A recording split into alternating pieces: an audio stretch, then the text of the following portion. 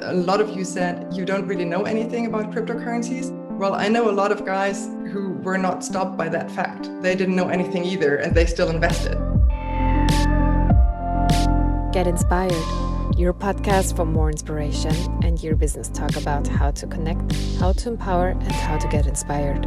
With amazing guests interviewed by Ricarda, our founder of My Collective. Continuing our series on getting our finances in order, we're talking to Elisa Spiess this week, who's an expert on cryptocurrencies. Turning what started as a hobby into a business, she now helps women navigate the world of blockchain and crypto. We can't give you financial advice in our podcast, but if you have any curiosity about what cryptocurrencies are all about, a conversation with Elisa Spiess is a great place to start.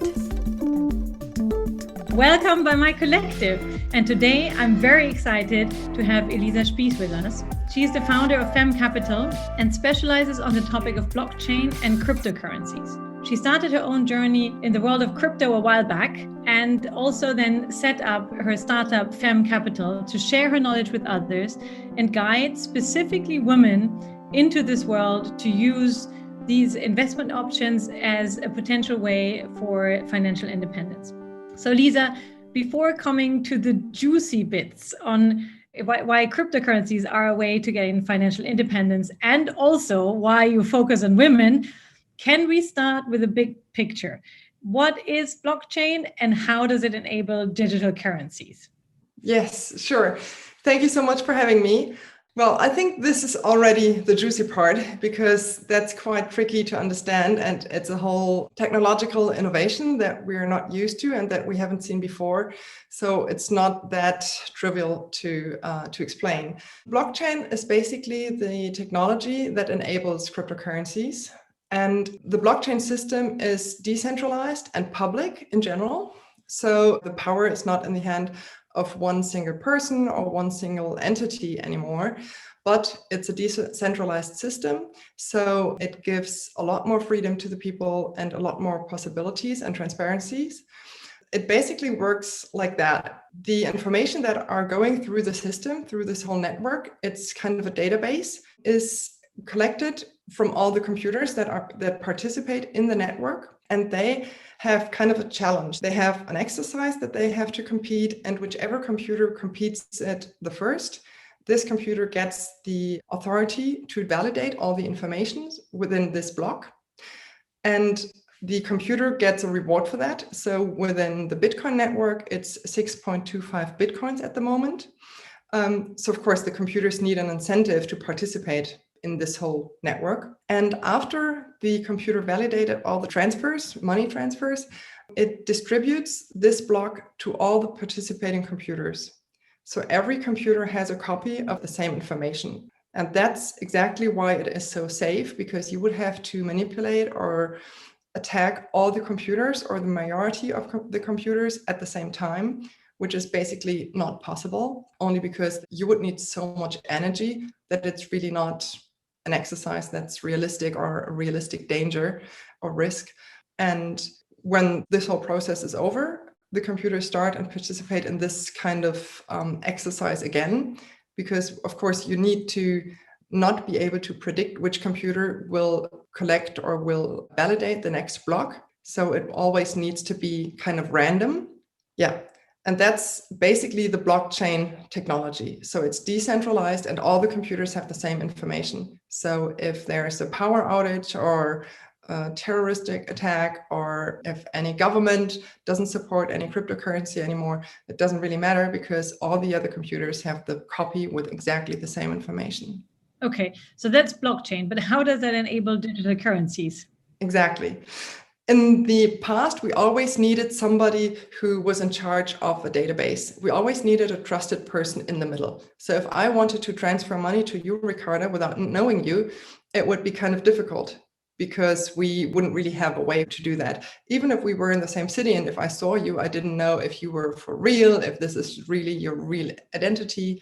So we needed a bank. So you trusted the bank and I trusted the bank, and we left the money in this kind of safe spot where we had securities and all that. And now, because of blockchain technology, we can actually verify whether, if you tell me that you want to send me a Bitcoin, the technology verifies if you actually had the Bitcoin at the first place. So we wouldn't need a bank to verify these transactions anymore. Okay, so you've been in this world of cryptocurrencies and crypto investments for yourself for quite some time, and it seemed to have been quite a game changer for you personally. And this is probably also the reason why you set up your own business, to also share that knowledge, and specifically with women. Why is that the case? Why the gender focus?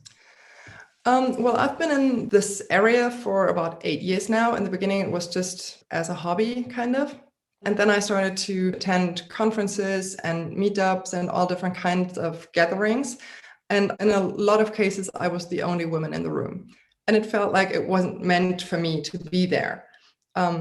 Also, all the people that I know within my circle of friends that actually picked up an interest on blockchain or on crypto were guys. So all of the people that I know that actually made money with crypto were men. And at some point I was like, why is it like that? It doesn't have to be like that. And when I started my business, all of my friends came and were like, yeah, now I can really start to understand it. And now I can really practice it or learn it from you. But in the beginning, there's so much hesitation and so much fear. And I think we have a very different approach than men to risk and to, like, as a lot of you said, you don't really know anything about cryptocurrencies. Well, I know a lot of guys who were not stopped by that fact. They didn't know anything either, and they still invested. And I think that's definitely something that needs to change. Okay, so if one would want to start, is there a model for beginners, or how can you test the waters? Good question. I think, first of all, you need to know. You need to find out. You need to educate yourself, because if you don't really have the information and if you don't really know about the risks, there are quite a few things that can actually go wrong. So I would always consult people to, like, take baby steps, really, like go very, very little steps and slowly. But everybody can set up an account on, for example, on a crypto exchange like Kraken or Binance or Coinbase. Those are some of the biggest. And you basically just need to upload your ID. You need to verify that you're a real person where you're actually living. And you need to transfer money to this company, to this exchange. And then you have kind of a balance that you have available. And then you can start shopping and you can buy basically whichever cryptocurrency you want. Okay.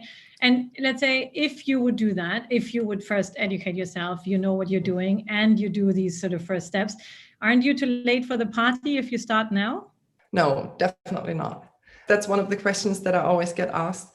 But I read a very interesting article a couple of months ago. And in this article, it said, it's not that the ship has already sailed, the ship hasn't even been built yet. So we're still at the very beginning. Like, there have already been humongous gains for a lot of people, but it's still like the industry is growing. And every day, every week, there are new news about the industry, about acceptance from banks, from big companies, from governments that are actually working with blockchain and trying to figure out how they can participate and use this new technology for their needs. But it does remain a high risk asset class, right? Yeah, well, I think times are changing, especially within the last year. So if we had asked our financial advisors 1.5 years ago, they would probably have told us that Lufthansa would be a very safe bet. And now the world has changed. And even though Lufthansa is kind of back on track, but it's like, it's not that predictable anymore.